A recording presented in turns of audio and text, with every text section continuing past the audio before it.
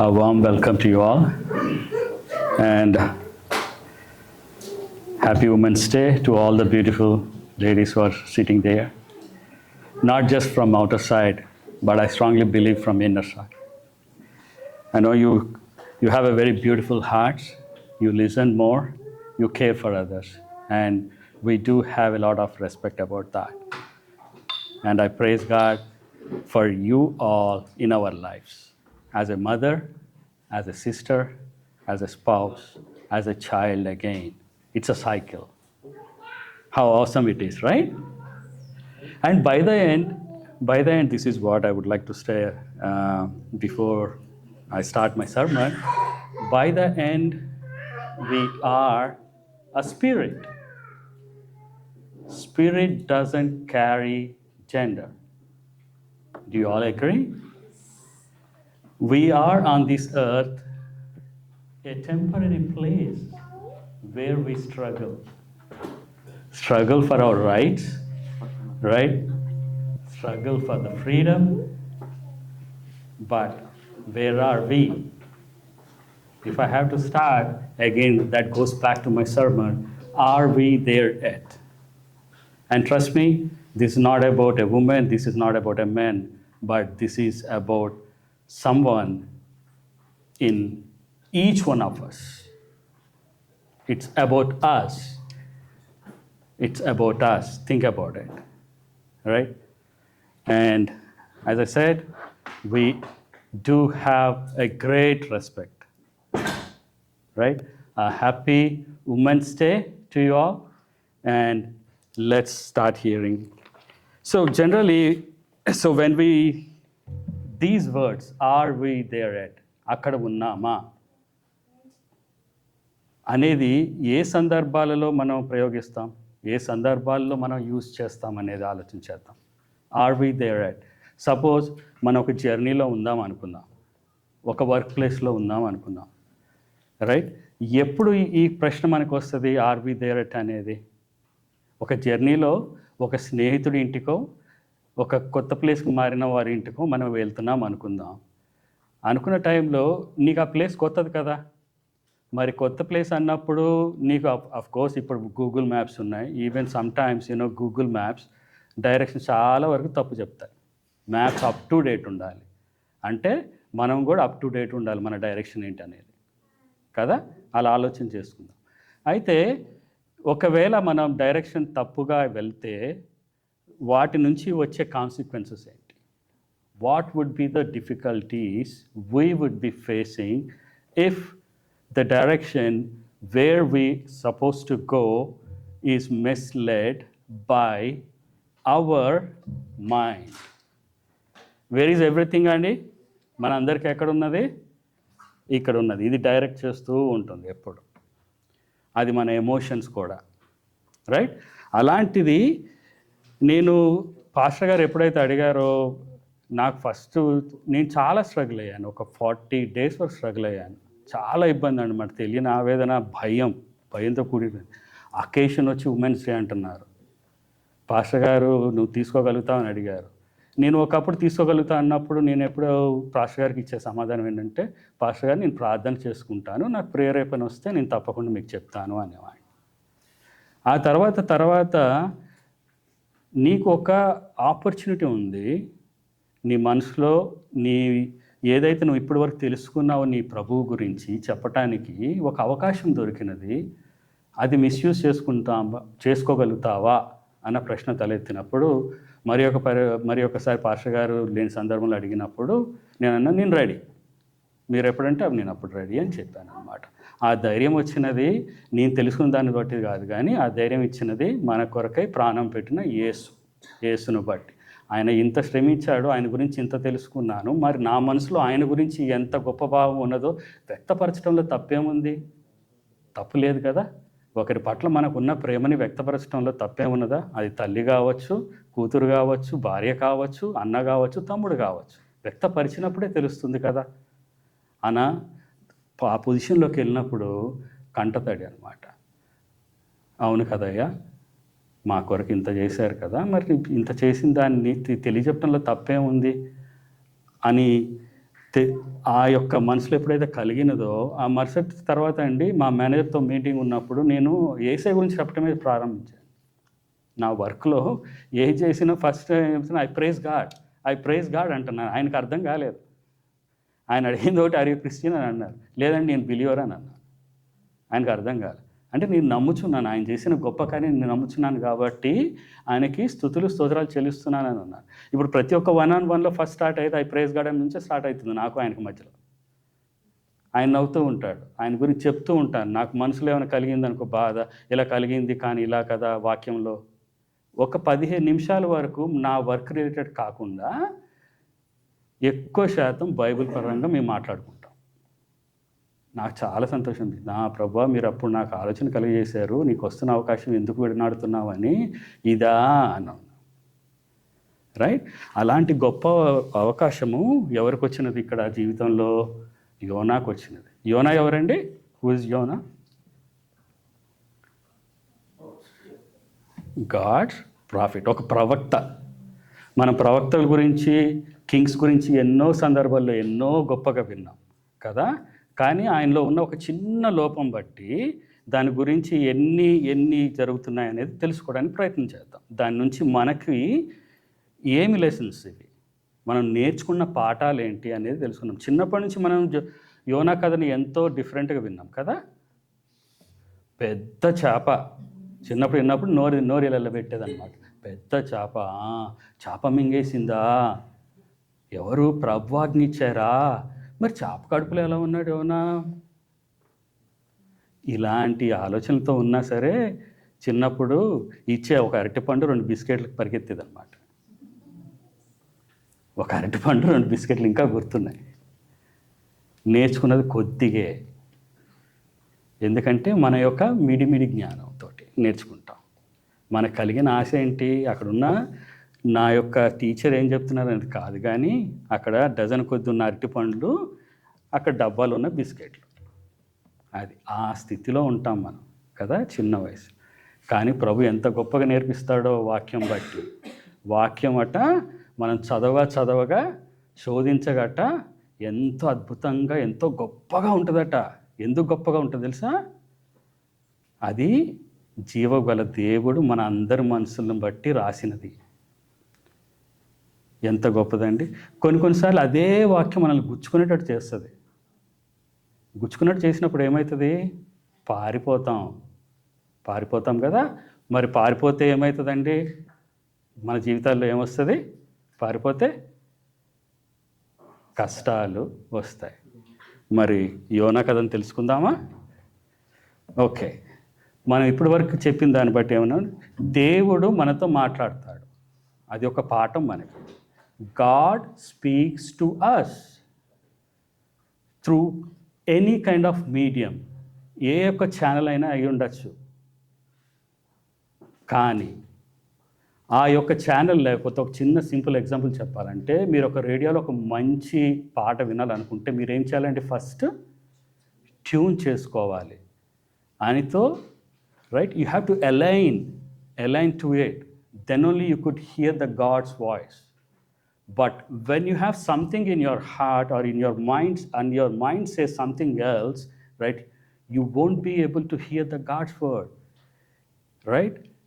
He must be saying to you several times, right? And he must be trying to you to communicate with you. But most of the times we lose it, because we are not understanding what God is trying to tell. Right. So, Jonah 1:1, please, if someone can help me. యెహోవా వాక్కు అమిత్తయి కుమారుడైన యోనాకు ప్రత్యక్షమై ఇలాగ సెలవిచ్చెను. నినివే పట్టణస్థుల దోషము నా దృష్టికి ఘోరమాయెను గనుక నీవు లేచి నినివే మహాపట్టణమునకు పోయి దానికి దుర్గతి కలుగునని ప్రకటింపుము. ఏమని చెప్పారండి? ప్రకటించాలని చెప్పారు. కానీ తన మైండ్ ఏం చెప్తున్నదని ముందు మనకు తెలుస్తుంది. కానీ ఏం చేశాడు? ఇది చెప్పినప్పుడు తనలో ఉన్న బాధని ఏం చేయాలో తెలియదు అనమాట. ఒక పక్క గొప్ప దేవుడు మనకి ఆజ్ఞాపించారు, నినివే పట్టణంకి వెళ్ళు, వాళ్ళ యొక్క స్థితి నాకు తెలిసి ఉన్నది, వాళ్ళకి నువ్వు ప్రకటించాలి, లేకపోతే వాళ్ళ మీద ఒక గొప్ప ప్రమాదం రాబోతుందని చెప్పమన్నారు. చెప్పన్నప్పుడు మనకి మనసులో ఒకరి మీద సపోజ్ లెట్సే ఒక ద్వేషం ఉంది. ఇదే మాట ఒకవేళ చెప్పినట్టయితే మనం ఎలా రియాక్ట్ అవుతామండి? ఒక గొప్ప ప్రవక్త అని మనకు తెలుస్తుంది, కానీ ఆ ప్రవక్త కన్నా ముందు he's a common man. He has emotions. He carry it, right? We do all carry our emotions in every aspect, in our work life, in your personal life, in your marriage life. We do carry them. But when God says, we should listen. And when God speaks, we should be able to understand His concern about it. And His concern is to save all, irrespective who you are, where you belong to, which gender you are. It doesn't matter to God. All God wants is all of us, right? That's what it is. It's all about. And for each one of us, there is a purpose. ఇప్పుడు యోనా యొక్క purpose ఏంటండి? ప్రకటించాలి వెళ్ళి. కానీ యోనా ఏం చేస్తున్నాడండి? పారిపోతున్నాడు.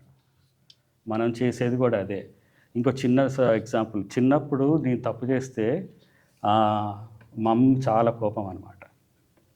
First పని చేసేదంటే పారిపోతా, ఆమె దొరకకూడదు, రైట్? యోనా జీవితంలో కూడా జరిగింది అదే, రైట్? తనకు ఇష్టం లేనిది, రైట్, దేవుడు ఏమన్నాడు? నానా ఇది ఎక్కడికి వెళ్ళు, ఇది చెయ్యి అన్నాడు. అది తనకి ఇష్టం లేదు. ఏం చేశాడు? దూరంగా పారిపోవాలనుకున్నాడు. And that's what he's he's done it, right? పారిపోయినప్పుడు ఏమవుతుంది? మన పాపం మనల్ని వెంటాడుతూనే ఉంటుంది. పాపం అంటే ఏంటండి? ఆజ్ఞకు లోబడిపోవటమే పాపము, రైట్? ఇప్పుడు ఆజ్ఞ ఏమని వచ్చినది? ఈ యొక్క గొప్ప పట్టణమునకు, go to the great city, right, and tell them that, okay, I have been seeing you people doing so many mistakes. Go there and tell them that, okay, they have to repent. If not, he is going to destroy, right? That's what. As simple as that. But he hates. The problem is Jonah hates, right? Enduku? Because these guys are, Assyrians are, they're a troublesome guys to Israelites. That's the main reason. That's only one reason, nothing else, right? And ఒక మనిషిగా మనకి మంచిగా క్లోజ్గా ఉన్నవాళ్ళు, లేకపోతే మన India, మనకి ఇప్పటికీ ఇంత దూరంలో ఉన్నా, మన భారతదేశం గురించి చాలా గొప్పగా చెప్తున్నాం. అక్కడ ఏమైనా జరిగినా సరే మనకి ఇక్కడ దూరంగా ఉండి, అబ్బా వాడు చూసావా ఇదట అలాట అనుకుంటాం, రైట్? అండ్ ఇక్కడ ఉండి చేయాల్సింది మనం ఏం చేస్తామంటే ప్రార్థన మాత్రం చేయగలుగుతాం, రైట్? కానీ ఆ ప్రార్థన విన్న దేవుడు తన యొక్క సమయంలో, రైట్, తనకు కావాల్సిన ప్రజల్ని ఎప్పుడు ఎన్నుకుంటాడు, రక్షిస్తాడు. అది ఒక గొప్ప వాగ్దానమై ఉన్నది బైబిల్లో. కానీ అది నెరవేర్చబడాలంటే మనం అందరము కూడా ఎలా ఉండాలి?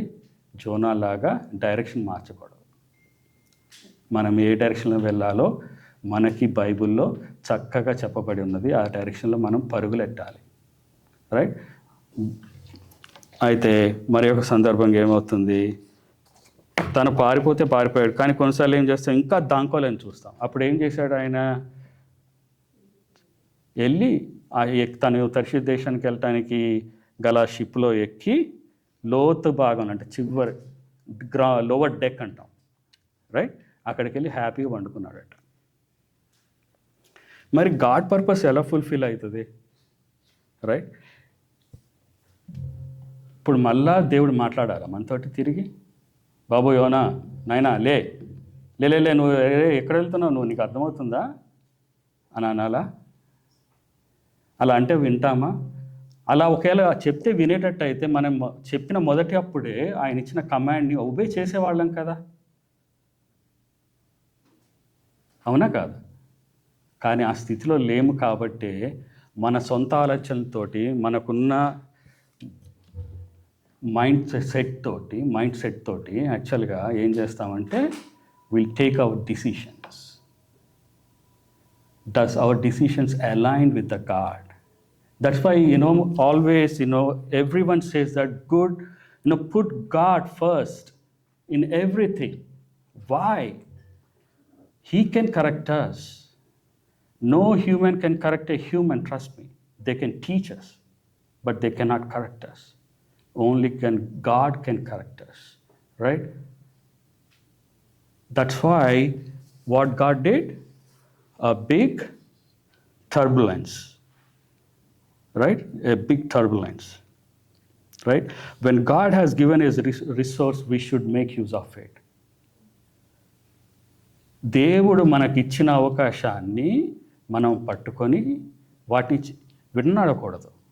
ముందుకు పరిగెడుతూనే ఉండాలి. కష్టాలు ఎన్నో వస్తాయి, ఇబ్బందులు ఎన్నో వస్తాయి. ఇంకా ముందు ఏం చూడబోతున్నా మనకు తెలియదు.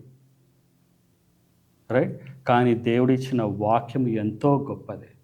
Right? It's a shield for us. Do you all agree? అది ఒక ఆర్మర్ మనకి, అది ఒక గొప్ప షీల్డ్ మనకి. రైట్? దాన్ని ఎలా విడనాడుకోగలుగుతాం? విడనాడుకోకూడదు. రైట్? అది ఇంకొకటి, ఆ సమయంలో మనం ఏం చేస్తాము, కంఫర్ట్గా కూడా ఫీల్ అవుతాం. అమ్మయ్య, పారిపోయాం, నాకు ఇంకా పనితో సంబంధం లేదు, నేను దూరంగా ఉన్నాను. ఇదే పని మన వర్క్ అసైన్మెంట్లో చేయగలుగుతామండి? ఎందుకు చేయలేం? Why?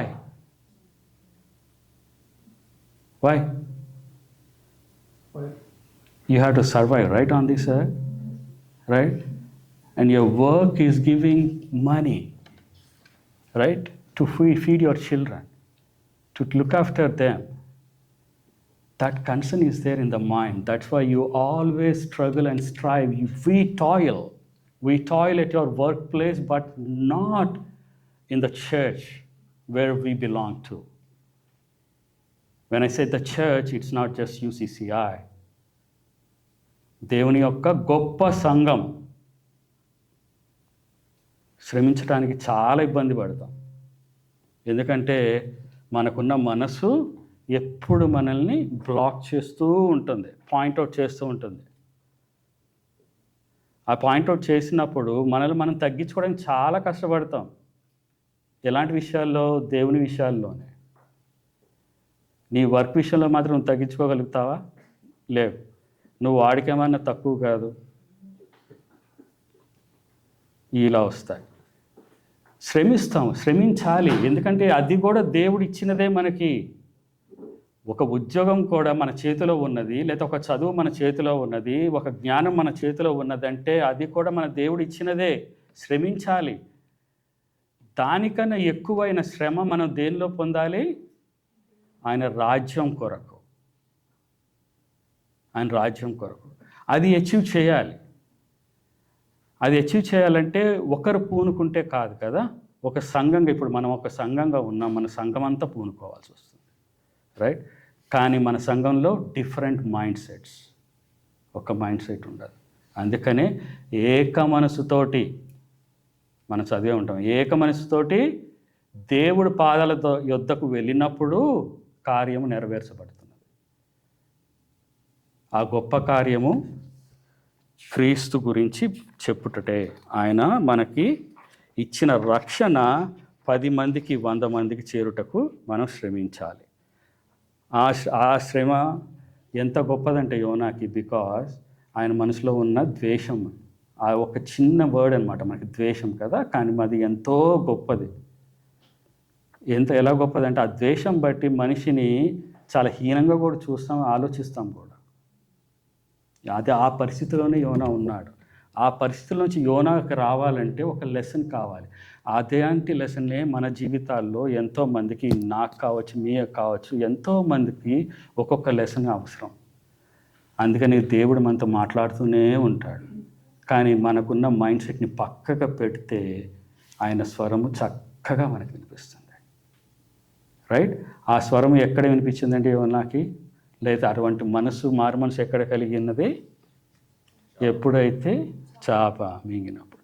కానీ దేవుడు ఎంత జాలి గలవాడు కదా. యోనా తీసుకెళ్ళి ఏమంటాడు ఆయన, యోనా అయ్యా మీకు వచ్చిన ఈ శ్రమని మీరు ఒకవేళ బయటపడాలంటే నన్ను తీసుకువెళ్ళి వేయండి సముద్రంలో. ఒప్పుకుంటున్నాడు శ్రమ వచ్చినది ఆయన వల్లే అన్నది. మన ద్వారా ఇంకెంతమంది శ్రమలో ఉన్నారో. శ్రమ అంటే నీ వల్ల నా వల్ల కలిగిన శ్రమ కాదు, నిజమైన దేవుణ్ణి ఎరగక శ్రమిస్తూ ఉన్నారు ఎంతమంది ఉన్నారు. మన స్థితిని గమనించిన మన దేవుడు మనకు ఒక మార్గం చూపించారు. అది మన యాన్సిస్టర్స్ ద్వారా మన ఒక రిలీజియస్గా మనం వచ్చినను మనం ఎదిగే కొంది వాక్యం వినే కొంది మనలో మన మనసులో ఆయన ఉండగలుగుతున్నారు. ఎందుకు ఉండగలుగుతున్నారు? వాక్యం ప్రతిరోజు వింటున్నాం కాబట్టి. ఇలాంటి వాక్యం దొరకని వాళ్ళు అదే స్థితిలో అదే శ్రమలో ఉన్నారు. వారి గురించి మనం పాకులాడాలి. అది యోనా ఒక జీవితం మనకు నేర్పిస్తుంది. ఆయన ఎన్ని రోజులు ఉన్నారండి? 3 రోజులు 3 రాత్రులు ఎక్కడున్నారు? చాప గడుపులో ఉన్నారు. ఆయన ఉన్నప్పుడట ఆయన చాలా చక్కగా రాయబడి ఉంటుంది, అది అన్నీ కవర్ చేయట్లేదు. ఆ ప్రార్థన విన్నారు, రైట్? ఆ ప్రార్థన ఎలా ఉంటుందంటే, ఒక శ్రమ నుంచి మనం బయటపడ్డప్పుడు మనలో కలిగిన పశ్చాత్తాపం, దాని నుంచి వచ్చే ప్రార్థన ఎంతో శ్రేష్టమైనది. ఎందుకంటే అది నీ స్వచ్ఛమైన మనసు అన్నమాట. అది ఆ మనసు ఎలా వేరుపరచబడుతున్నానండి? నువ్వు ఎప్పుడైతే ఈ లోకంలో ఇలా వస్తావు తండ్రి తల్లి గర్భం నుంచి, అప్పుడే వేరుపరచబడుతుంది. ఎందుకంటే ఈ లోకం నేర్పించేది మనకి చాలా ఉంటుంది. మనం దేవుడి నుంచి దూరమై అంత అది అటువంటి లోకం అన్నమాట. అయితే ఆ ఒక మంచి గొప్ప లెసన్ ఎలా ఉంటుందంటే, ఇప్పుడు యోనాని ఎప్పుడైతే వాళ్ళు పడివేయాలి అని చెప్పినప్పుడు వాళ్ళు కూడా భయపడ్డారు. అరే నీవు జీవగల దేవుడు బిడ్డవు, నిన్ను ఒకవేళ నేను ఆ గొప్ప సముద్రంలో పడివేసినప్పుడు నాకు ఎటువంటి స్థితి కలుగుతుందో. అంటే మనం ఉన్న స్థితి ఏదైనా కావచ్చు, కానీ దేవుడు మాట్లాడితే ఒక గొప్ప కార్యం ఆ ఆ మెరైనర్స్ ఉన్నారు కదా, ఓడలో నడుపుతున్న వారు కావచ్చు, లేదా ఓడలో ఉన్న ప్రతి ఒక్క వ్యక్తి చివరికి దేవుని పేరు విన్నప్పుడే చాలా భయపడ్డారు. వాళ్ళు భయపడిన తర్వాత మనం చూసేది ఏంటో తెలుసా? Sacrifice which means even they do agree that he is the living God, right? అక్కడ కూడా వాక్యం వెళ్ళినదండి. ఓడలో ఒక సముద్రం మధ్యలో ఓడలో ఉన్న వ్యక్తుల దగ్గరికి కూడా దేవుడు యోనా ద్వారా వాక్యం తీసుకెళ్ళాడు. తన ఎవరో యోనా ద్వారా నేర్పించారు అక్కడ ఉన్న వాళ్ళకి. ఎంత గొప్ప దేవుడు అండి మనం సర్వ్ చేస్తున్న దేవుడు. Hallelujah. Thank you lord.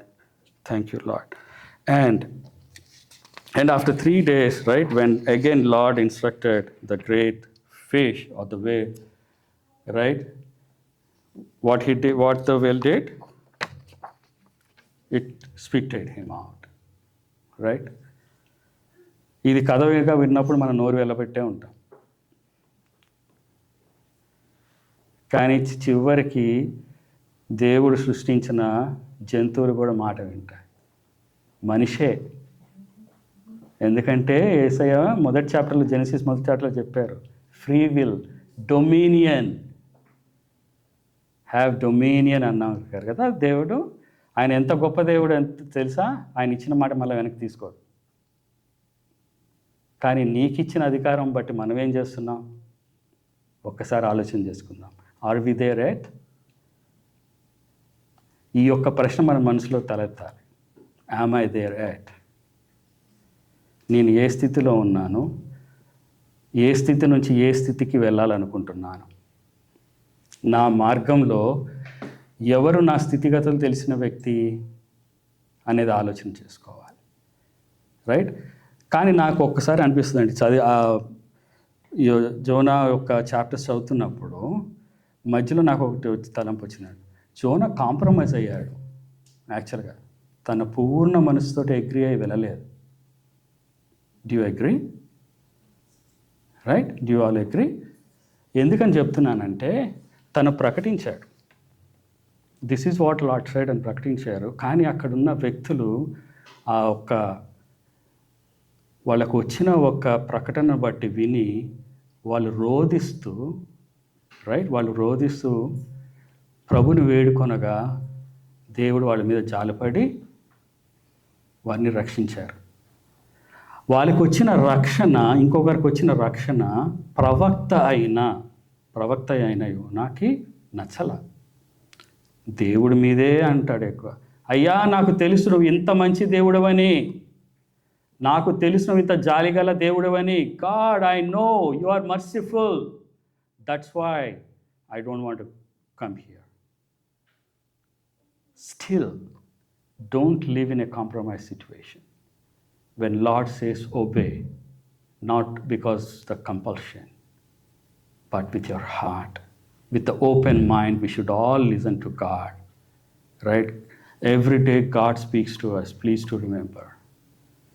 But when we fine tune ourselves to the station, proper station, so that you can keep listening to God and get encouraged through His mercy, the life He has given. He is gracious, right?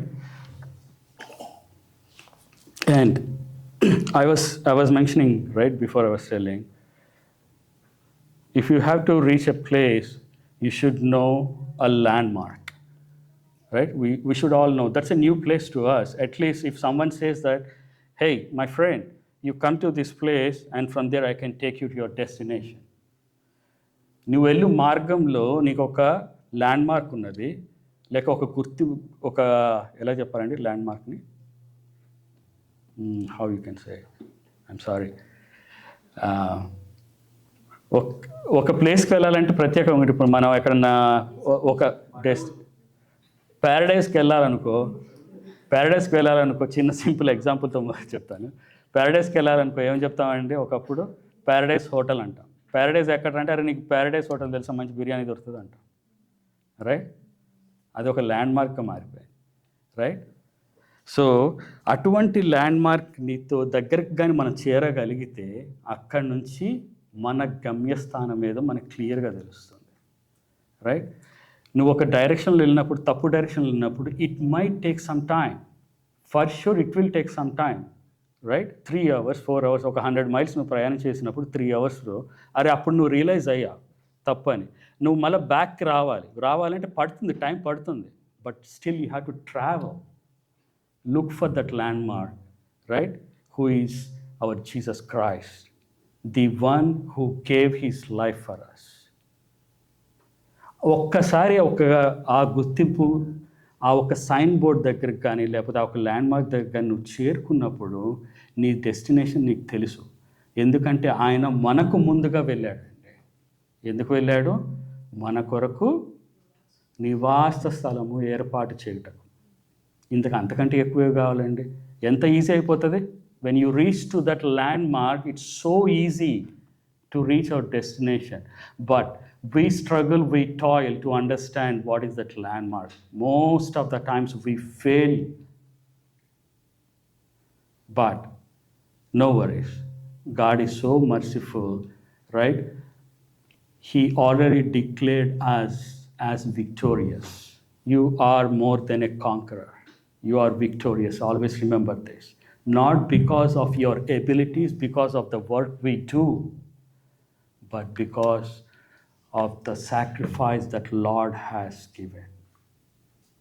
He has sent His only Son, Jesus Christ, to sacrifice for our sins. Remember this. Sin is a disobedient. It does not that, what your body thinks, what your body wants. But you can always tune your body, because why? You have a mind, you have a body, and you have a soul. Soul shouldn't perish, right? Your mind says something, your heart says something, but listen, get into this in your mind. The Lord's word, Get the Lord's word in your mind, which can fine tune not only your body, but your soul through our Savior, Lord Jesus Christ. And that's what the letter to Romans talks about, right? Let's understand this. Did we reach that landmark? Did we all reach that landmark? No one shouldn't lose that landmark.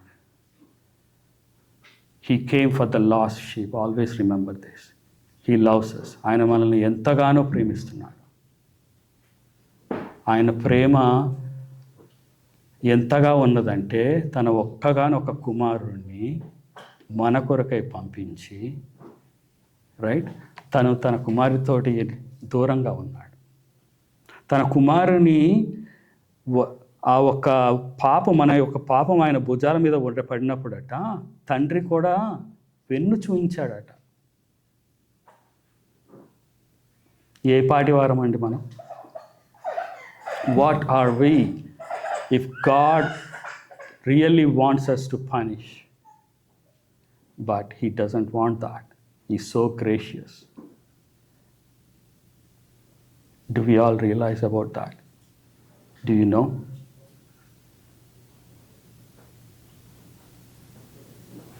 Let's raise this question in our hearts, in our mind. Am I there yet? And you'll get a peace of mind when you go to the Word, when you go to the feet of the Lord, with the question that, am I there at my Lord? What I am missing, teach me. May God bless this.